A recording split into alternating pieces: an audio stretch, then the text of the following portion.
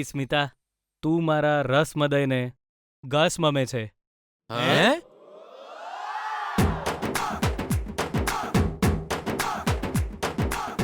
મસ મને પણ તું બહુ જ ગસ મમે છે. હું તસ મને બહુ જ પ્રેમ કસ મનું છું. અરે અરે આ કઈ ભાષા છે ભાઈ? તમે બંને શું બોલો છો? આ કઈ ભાષા છે બેટા?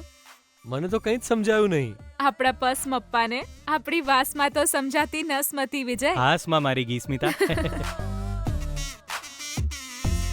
એ સુશીલા, એ મીઠાઈમાં કે ભેળવ્યું તો નહોતું ને? કારણ કે આ લોકોની વાતો સાંભળીને મને તો એવું લાગે છે. જી, પણ એ મીઠાઈ તમે પણ ખાધી ને? હા, પણ હું તો બધું પચાઈ જાણું છું.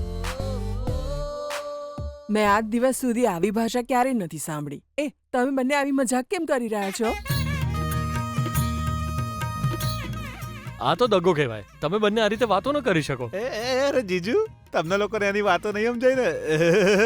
આ ભાષા મને સારી રીતે આવડે છે.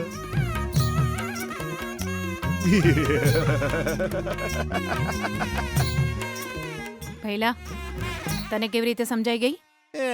બેના વેરી સિમ્પલ. મારા ભણાએ ગીતાને પૂછ્યું, ગીતા તું મને બહુ જ ગમે છે, હું તને ગમું છું? અને ગીતાએ કહ્યું, મને તું બહુ જ ગમે છે. આઈ એમ રાઈટ?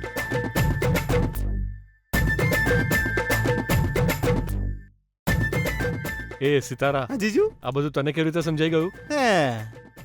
તમને ખબર હશે ને મારું જનરલ નોલેજ કેટલું સારું છે. જીજુ, તમને બધાના બીજા પ્લેનેટની ભાષા લાગે છે ને? ના ના ના, આપણા જ ગ્રહની, આપણા જ શહેરની ભાષા છે. હું તો ચડ્ડી પહેરતો તો ને તારા આ ભાષા વાપરતો તો. આ તો આવડો મોટો થયો, પેન્ટ પહેરીને હવા વાપરે છે.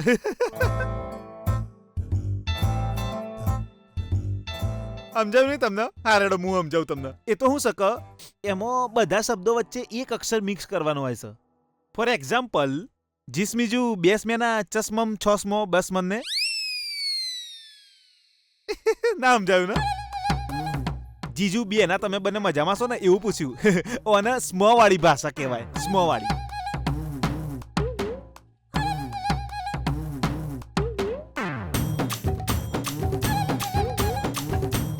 તમે આ ભાષાનો ઉપયોગ કર્યા વિના સરખી રીતે વાત કરો. તમે અમને આ રીતે દગો નહીં આપી શકો.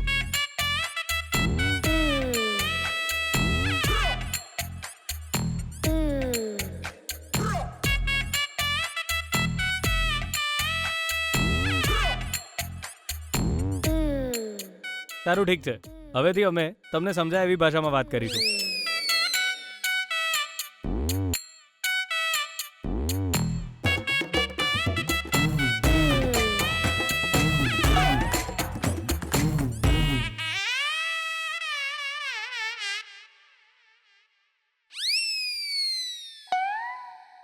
વેવાઈજી, તમને કંઈ સમજાયું? કંઈક તો વાત કરી આપણે, પણ કંઈ સમજાયું નહીં હો. એ બેના, તને સમજાયું હે? ઓકે ઓકે, સમજી ગયો. Thank you. નમસ્તે સર. કેમ છે બેટા? હું મજામાં છું સર. હા.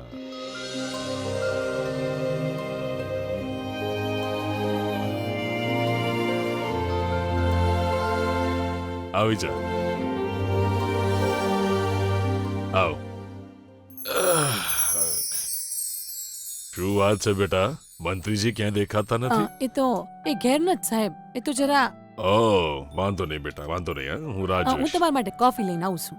હા, ઠીક છે બેટા. થોડી ખાંડ. તમે ખાંડ વિનાની કોફી પીવો છો ને મને ખબર છે સાહેબ. અમારા સાહેબ તમારા વિશે કાયમ વાતો કર્યા કરે છે.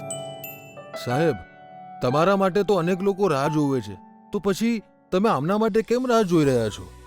એમાં શું ખોટું છે? આ પણ મારું જ ઘર છે ને. મારા પોતાના હોય એમના માટે રાતો જોવાય. ઓહ, આવી ગઈ વાતો. અરે સાહેબ, નમસ્કાર. તમે ક્યારે આવ્યા? લાગે છે કે મેં તમને બહુ જ રાહ જોવડાવી છે. ક્ષમા કરો. કેમ છો તમે? એવું કંઈ જ નથી બેટા, ભગવાનની કૃપા છે. હું સ્વસ્થ છું. તું કેમ છે? હું પણ મજામાં છું સર. હું પણ તમારી કૃપાથી મજામાં છું ગુરુજી. અરે સૂર્યા, તારા જ ઘરમાં આવી રીતે જમીન પર બેસે સારું નથી લાગતું બેટા. આવ અહીંયા ઉપર બેસ. સાહેબ, હું તમારા પગની ધૂળ સમાન છું. આફ્ટર ઓલ એક પાર્ટી કાર્યકર્તા આજે એક મંત્રી પદ પર બેઠો છે, મતલબ એ તો તમે આપેલી ભીખ જ છે ને?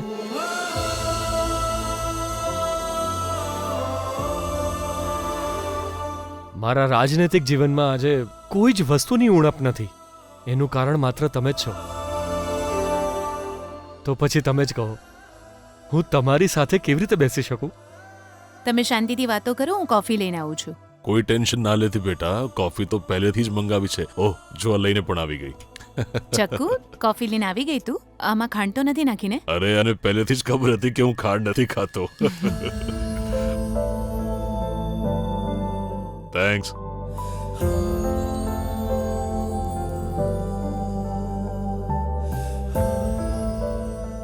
કેમ બેટા, શું થયું? તું કોફી નહીં પીએ? એ તો હું આજકાલ ચા કોફી પીવાનું અવોઇડ કરી રહ્યો છું. ઓહો હો હો, તારી પત્નીની જેમ દુબળો થવા માટે તું પણ ડાયટ પર છું કે શું? હે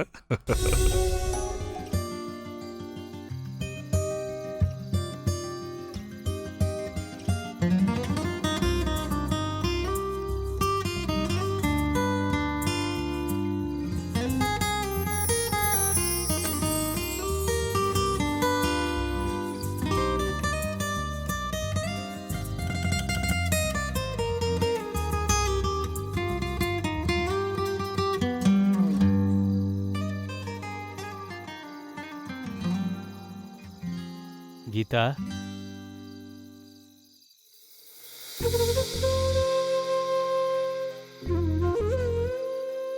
તું કંઈક કહેતી હતી ને? હું શું કહી રહી હતી? બહુ બળે છે બાપરે. મારાથી સહન નથી થતું. વિજય, હું હવે સહન નહીં કરું ગીતા. મને બહુ તીખું લાગ્યું છે. મારે ગળ્યું ખાવું જ પડશે.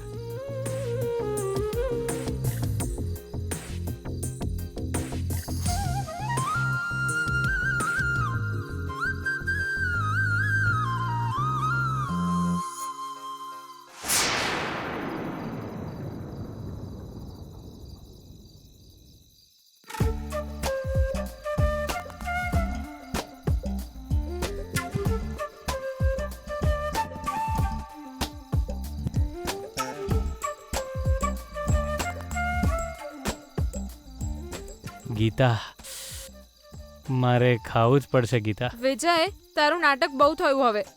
અરે તું કહેતી હતી ને કે ગળી પાણીપુરી ખાવા માટે. હા કીધું તું, પણ હવે ઘરે જવાનું કહું છું. ચલ જઈએ. હે ભગવાન, તને સમજવી જ અઘરી છે.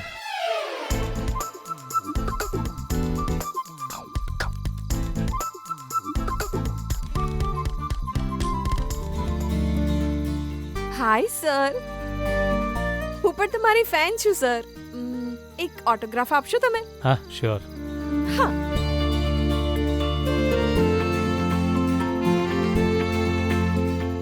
ક્યાં આપું? એવું કેમ પૂછું છું સર? અહીં જ આપો ને. હા સર, આજકાલ તો આવું જ ટ્રેન્ડ છે સર.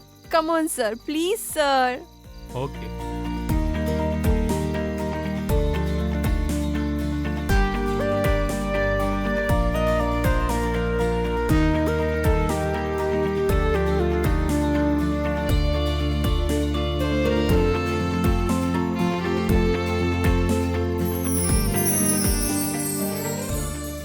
Thank you sir.